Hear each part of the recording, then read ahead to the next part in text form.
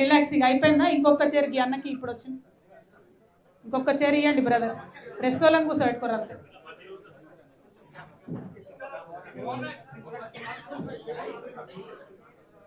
ఆ చైర్ అందుకో ముందుకు మోహన్. ఒకరికి ఏంటాడు ఇక కానీ పర్లేదు. ఓకే, ఇది మా తప్పు కాదు భయ్, మీ ప్రెస్ వాళ్ళదే. ఓకే, గోపాలన్న కూర్చో. ఇక ఇవన్నీ ఎవరు ఇటు వచ్చి కూర్చో. అయితే జాగృతి జనం బాట కార్యక్రమంలో భాగంగా మరి మేము కామారెడ్డికి రావడం జరిగింది. కామారెడ్డి జిల్లాలో ముందు మా పర్యటన జుక్కల్లో నాగమడుగు ప్రాజెక్టును సందర్శించడంతో ప్రారంభించి ఆ తర్వాత నిజాం సాగర్ పోయి అక్కడి నుంచి నాగిరెడ్డిపేట్, ఆ తర్వాత లింగంపేట్, ఆ తర్వాత కామారెడ్డి పట్టణానికి రావడం జరిగింది. మరి మీ అందరికీ తెలుసు కామారెడ్డి ఈ మధ్య వార్తలలో ఉన్నది. ఎందుకోసం అంటే విపరీతమైనటువంటి వర్షం వచ్చి కామారెడ్డి పట్టణంలో చాలా కాలనీలు నీట మునిగినటువంటి పరిస్థితి. అయితే కామారెడ్డికి ఉండేటటువంటి ఆ ప్రత్యేక పరిస్థితి దృష్ట్యా ముఖ్యమంత్రి రేవంత్ రెడ్డి గారు పర్యటనకు రావడం జరిగింది. ఆగస్టు 27, 28 తేదీల్లో భారీ వర్షాలకు కామారెడ్డి అతలకుతలం అయిపోయి ఈ జిల్లాలో ఉన్న 94,000 ఎకరాల్లో వరి, పత్తి, మొక్కజొన్న, సోయా ఈ కూరగాయల పంటలన్నీ కూడా, వాటితో పాటు కూరగాయల పంటలన్నీ కూడా దెబ్బతిన్నాయి. మరి దెబ్బతిన్నాయి.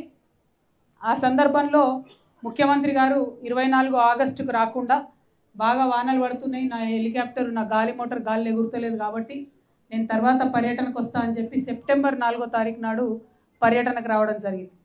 వచ్చి ఆయన అన్నీ తిరిగిపోయిండు, చూసుకొని ముఖ్యమంత్రి గారు అన్న మాటలు ఏంటంటే, వరదల కారణంగా చనిపోయిన వారి కుటుంబాలకు 5 లక్షల రూపాయలు ఇస్తాం, పంటలు దెబ్బతిని ఇసుక మేటలు ఎక్కడైతే వేసినాయో వారందరికీ ప్రత్యేక సాయం అందిస్తాం, పశువులు చనిపోయిన వారిని ఆదుకుంటాం, ఇండ్లు కూలిపోయిన వారికి ఇందిరమ్మ ఇండ్లు ఇస్తాం, వరద సాయంపై మళ్ళీ 15 రోజుల్లో సమీక్ష చేసి మీ అందరికి అండగా ఉంటా అని ముఖ్యమంత్రి గారు ఆనాడు చెప్పడం జరిగింది. దారుణం ఏంటంటే ఇంట్లో ఏ ఒక్కటి కూడా జరగలేదు.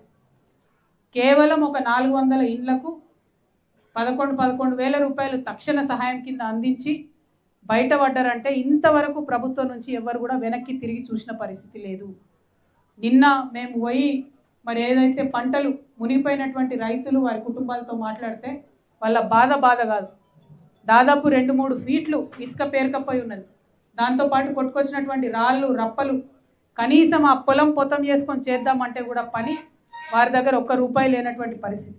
ఎందుకంటే ఇండ్లకిండ్లు కొట్టుకపోయి కట్టుబట్టలతో రోడ్డు మీద ఉన్న పరిస్థితి. మరి ప్రభుత్వం మాత్రం కనీసం తిరిగి వెనక్కి చూస్తలేదు. ఈ ముఖ్యమంత్రి గారు ఆనాడు కామారెడ్డి నుండి కూడా పోటీ చేసిండ్రు.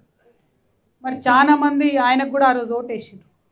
ఇవాళ కొడంగల్ మీద ఏదైతే ప్రత్యేకమైన శ్రద్ధ పెట్టి ముఖ్యమంత్రి గారు పనిచేస్తున్నారో కామారెడ్డి మీద మాత్రం సీత కన్ను వేసినారని చెప్పక తప్పలేదు. ₹1 కూడా కామారెడ్డికి రాలే. దాంతోపాటు ముఖ్యమంత్రి గారు వెళ్ళేటప్పుడు తొవ్వల బ్రిడ్జ్ కూడా చూసుకుంటూ పోయాను.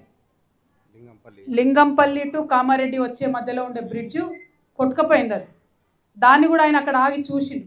ఎంత దారుణం అంటే ఇంత నాగరిక ప్రపంచంలో కామారెడ్డి టు లింగంపల్లి మళ్ళీ మీదికి అది జుక్కల దాకా పోతుంది. ఆ బ్రిడ్జ్ కొట్టుకపోతే 2 నెలల పాటు మీరందరూ కూడా వార్తలు రాసి అలసిపోయినరు.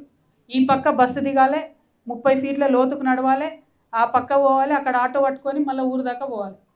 అటువంటి పరిస్థితుల్లో 2 నెలలు కామారెడ్డి ప్రజలు ఇబ్బంది పడితే తర్వాత కాంట్రాక్టర్కి ఇస్తే ఆయన వచ్చి మట్టి పోసిపోయాడు. ఇప్పుడు కూడా నిన్న మేము రాంగ్ ఆగి చూసినాం, ఓన్లీ మట్టి రోడ్డు ఉంది. మళ్ళీ వాన పడ్డా ఇంకోటైనా ఒక పెద్ద లారీ అయినా బస్సు అయినా ఎప్పుడేమవుతుందో తెలియని పరిస్థితి అక్కడ ఉన్నది. అయినా కూడా కనీసం కాంగ్రెస్ ప్రభుత్వం శ్రద్ధ పెట్టకపోవడం చాలా అన్యాయం, ఇది దారుణం. ఇక్కడ షబ్బీర్ అలీ గారు ఉన్నారు. आपसे गुजारिश करती हूँ शब्बीर भाई, मैं आप बहुत इन्फ्लुएंशियल है सरकार में, आप ज़रा बात कीजिए, वो जो लिंगमपल्ली का ब्रिड्ज है उसको जल्द से जल्द बनाइए, वो अपने लोगों के लिए जानलेवा साबित हो सकता है, तो इमीडिएटली उसके ऊपर आप యాక్షన్ లీజిए. షబ్బీర్ అలీ అన్న గమ్మత్తు అయినది పాపం. ఆయన గెలిచినప్పుడు ప్రభుత్వం రాదు, ఆయన ఓడిపోయినప్పుడు ప్రభుత్వం వస్తుంది. ఎప్పుడు ఆయన ఓడిపోయినాక ఇక గెలిచినోని టార్చర్ పెడుతుంటాడు అన్న. ఇప్పుడు ఈడ బీజేపీ ఆయన గెలిచిండు, ఆయన ఏ ప్రోగ్రామ్కి రాణిస్తలేడు. ఈయన ఎంపీలను పట్టుకొస్తాడు, మంత్రులను పట్టుకొస్తాడు, అన్ని ఇనాగ్రేషన్లు ఈయన వేస్తాడు షబ్బీర్ అలీ అన్న. చేస్తే చేసిండు కానీ ఒక్క రూపాయి దేవేందన్న. అడుగు కదా మీ ముఖ్యమంత్రిని గట్టిగా, మన నిజామాబాద్కి ఏమైనా చేయమని అడుగు, మన కామారెడ్డికి ఏమైనా చేయమని అడుగు. ఎందుకు అడగడం లేదు? మీరు నిజామాబాద్లో పోటీ చేసిరు, అక్కడ ఒక్క రూపాయి ఇవ్వలే. మీరు కామారెడ్డిలో కామారెడ్డి మనిషి, మీరు కామారెడ్డిగా నామ్ పడేసో ఆగే. ఎందుకు ఏం పని చేస్తలేరన్న? ఒక్కటంటే ఒక్క రూపాయి ఇస్తలేదు. అసలు ఈ వరదలు ఎందుకు వచ్చినాయి కూడా మనకు తెలుసు. ఈ వరద బురదకు కారణమైన వాళ్ళు మొన్నటిదాకా బీఆర్ఎస్లు ఉన్నారు, ఇప్పుడు కాంగ్రెస్లకు పోయినారు. వాళ్ళని అప్పుడేమనలేదు, ఇప్పుడు ఏమంటలేదు. మరి ముఖ్యమంత్రి గారు ఏం